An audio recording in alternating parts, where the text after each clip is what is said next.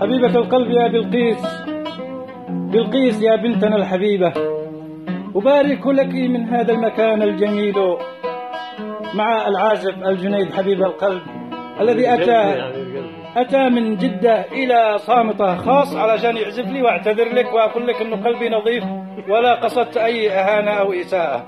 فبك نحن نتشرف في أنحاء العالم كوننا لا.